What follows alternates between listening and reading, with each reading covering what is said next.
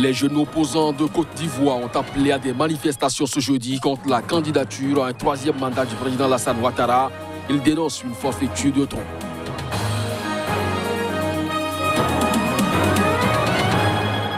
La milliardaire angolaise Isabelle Dos Santos a démissionné mardi du conseil d'administration du principal opérateur mobile d'Angola, Unitel.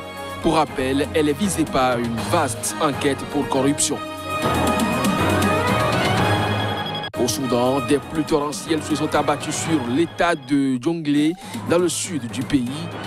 Les précipitations ont provoqué des inondations forçant des milliers de personnes à quitter leur foyer. Ainsi se présente le sommaire de cette édition. Bonjour à chacun, bonjour à tous et bienvenue. Les jeunes opposants de Côte d'Ivoire ont appelé à des manifestations ce jeudi contre la candidature à un troisième mandat du président Alassane Ouattara. Eh bien, ils dénoncent une forfaiture de trop.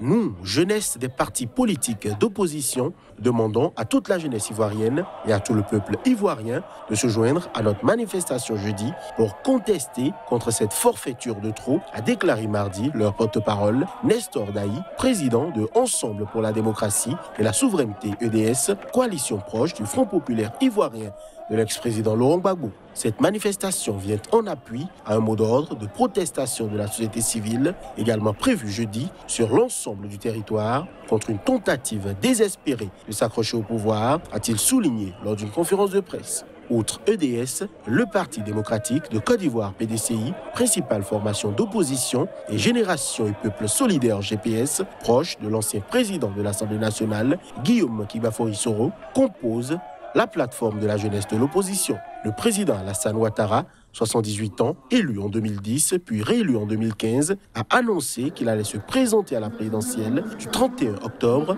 pour un troisième mandat, ce dont l'opposition lui conteste le droit. Rappelant qu'il avait initialement décidé de passer la main à son premier ministre Amadou Coulibaly, mais invoquant un cas de force majeure, après son décès le 8 juillet, le président Ouattara a expliqué avoir reconsidéré sa position.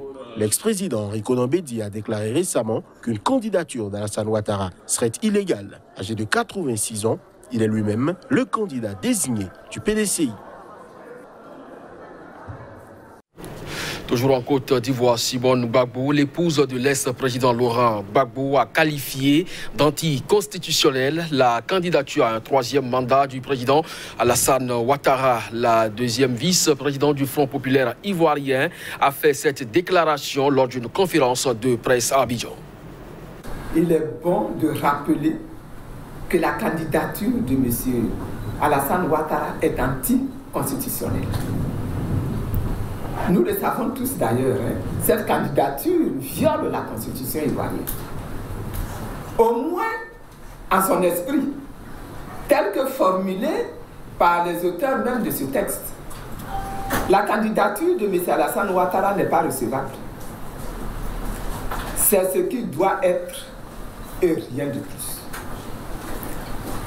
Un chef de l'État ne peut pas se dire et se dédire, surtout devant la nation. Je voudrais appeler le chef de l'État à prendre une loi d'amnistie pour rendre M. Laurent Gbagbo éligible.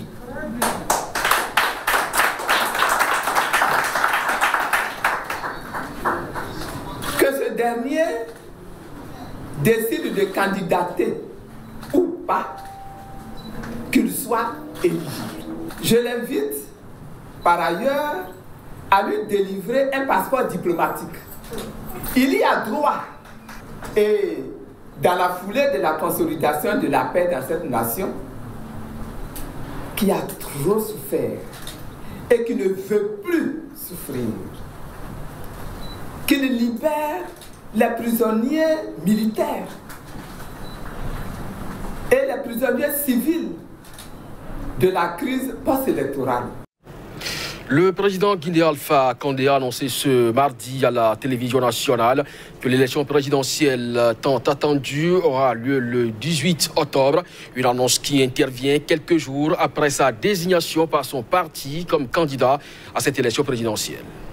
Le scrutin présidentiel, très attendu, aura lieu le 18 octobre. C'est ce qu'a annoncé ce mardi sur la télévision d'État Alpha Condé, élu en 2010 et 2015. Selon la constitution guinéenne, une présidence se limite à 2 mandats. Le président Condé, âgé de 82 ans, a fait passer en mars une réforme constitutionnelle qui était, selon l'opposition, un subterfuge pour lui permettre de se présenter une 3e fois à la présidentielle. Des analystes estiment que cette réforme pourrait remettre à zéro les compteurs et lui permettre de se présenter une 3e fois. Son parti politique, le Rassemblement du peuple de Guinée RPG, l'a désigné comme candidat à l'élection présidentielle la semaine dernière, mais il n'a pas encore indiqué s'il allait ou non se présenter. L'éventualité d'une nouvelle candidature a déjà suscité des manifestations de masse depuis octobre dernier qui ont fait des dizaines de morts dans ce pays pauvre mais riche en minéraux. La Commission électorale nationale indépendante de Guinée a confirmé dans un communiqué publié mardi la date des élections et a demandé aux partis politiques de soumettre les noms de leurs candidats. D'ici jeudi, les personnalités de l'opposition étaient aux avant-postes du mouvement de protestation contre le référendum constitutionnel de mars et ont tenté d'organiser un boycott. Le scrutin s'est toutefois tenu malgré les protestations et la nouvelle constitution a été approuvée par 91,59% des votants avec un taux de participation de 61% selon les résultats officiels. Après l'attaque meurtrière au Niger qui a fait 8 morts, dont 6 Français et 2 Nigériens, la France a haussé le ton contre un crime odieux.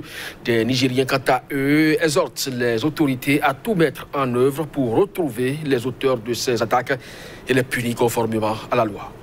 Alors que les forces armées nigériennes traquent les auteurs de l'attaque dénoncée comme terroriste par Niamey et Paris, qui a tué 8 personnes, dont 6 Français dans la région de Kouré, des Nigériens exhortent les autorités à tout mettre en œuvre pour les retrouver. Au vu de l'horreur du crime qui a été commis, au vu de la jeunesse de ceux qui ont été victimes, pour la plupart, vraiment je pense que les autorités nigériennes en relation avec les autorités françaises, américaines, doivent mettre les bouchées doubles pour trouver les coupables afin de les mettre à la disposition de la justice. C'est un crime tellement répugnant. Nous exhortons les autorités à tout faire pour mettre la main sur ces criminels pour éviter qu'ils ne commettent d'autres meurtres. Nous serons peut-être les prochaines cibles. Ce sont des jeunes étrangers qui ont été tués. Que Dieu aide les autorités à les attraper et à les châtier. Paris a haussé le ton ce mardi après l'attaque. Il y a d'abord eu les condamnations. Pour le président français Emmanuel Macron, il s'agit d'une attaque manifestement terroriste. Le Premier ministre Jean Castex, qui a également évoqué une lâcheté difficilement descriptible, a qualifié cette attaque de crime odieux. Les 2 hommes participaient mardi à un conseil de défense avec les principaux ministres régaliens consacrés aux conséquences de cette attaque. J'ai décidé de renforcer les mesures de sécurité pour nos ressortissants dans la région, a déclaré le chef de l'État dans un tweet à l'issue de ce conseil. Mais Emmanuel Macron n'a pas donné de détails sur les mesures qui devraient être mises en place, notamment par le ministère des Affaires étrangères. La milliardaire angolaise Isabelle Dos Santos a démissionné mardi du conseil d'administration du principal opérateur mobile d'Angola, Unitel. Pour rappel, elle est visée par une vaste enquête pour corruption. Décrite par Forbes Magazine comme la femme la plus riche d'Afrique, Isabelle Dos Santos est accusée d'avoir volé quelques 5 milliards de dollars aux entreprises publiques de l'État pétrolier d'Afrique de l'Ouest durant les presque 40 ans au pouvoir de son père, José Eduardo Dos Santos. Elle détient 25% du capital d'Unitel qui domine largement le marché en Angola. Après 20 années dédiées à la création, au développement et au succès d'Unitel, je décide de démissionner de mon poste de membre du conseil d'administration de la société, a-t-elle déclaré dans un communiqué mardi. Isabelle Dos Santos, âgée de 47 ans, a dit partir car il est contre-productif et irresponsable d'admettre un climat de conflit permanent et de politisation systématique des administrateurs. Ses avoirs, comptes bancaires et actifs dans une pléiade de sociétés angolaises ont été gelés par la justice en décembre dernier dans le cadre d'une vaste opération anticorruption lancée par le pouvoir angolais et plusieurs procédures civiles et criminelles ouvertes contre elle, selon le parquet. Un mois plus tard, le Consortium international des journalistes d'investigation a publié une enquête, les Luanda Leaks, qui l'accusent, sur la foi de documents piratés, d'avoir siphonné les caisses du pays. Le Portugal, ancien occupant colonial, a lui aussi gelé les avoirs d'Isabel dos Santos sur son territoire où elle avait investi dans la banque et les télécoms. Elle a nié ces accusations, mais sa procédure demandant le déblocage de ses avoirs a été rejetée en juin. Au Soudan, des pluies torrentielles se sont abattues sur l'état du Jonglei dans le sud du pays. Les précipitations ont provoqué des inondations, forçant des milliers de personnes à quitter leur foyer. Ici, on écoute quelques réactions.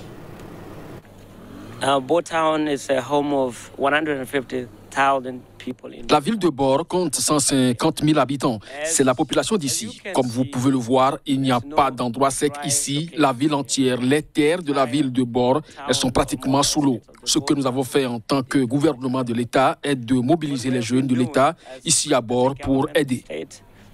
We have been mobilizing youth in the state here in Bo Town to help. Almost 500. Près de 500 maisons de la ville de Bor sont complètement détruites et la plupart des propriétés qui abritent des personnes, de la nourriture et même des animaux sont également en danger, ce qui représente un véritable défi. Nous sommes ici dans cette eau depuis des semaines maintenant. Comme vous pouvez le voir, la plupart de nos maisons se sont effondrées et certaines d'entre elles sont remplies d'eau. Maintenant, nous sommes assis dans la rue parce que nous n'avons pas d'abri. Et maintenant, nous souffrons beaucoup et nous demandons au gouvernement de nous aider en nous fournissant de la nourriture et des abris pour nous aider à supporter le froid que nous ressentons maintenant. C'est sur cette information que se referme ce journal. Merci à vous de nous avoir suivis. Très bonne journée en compagnie des programmes de SICA. À très bientôt.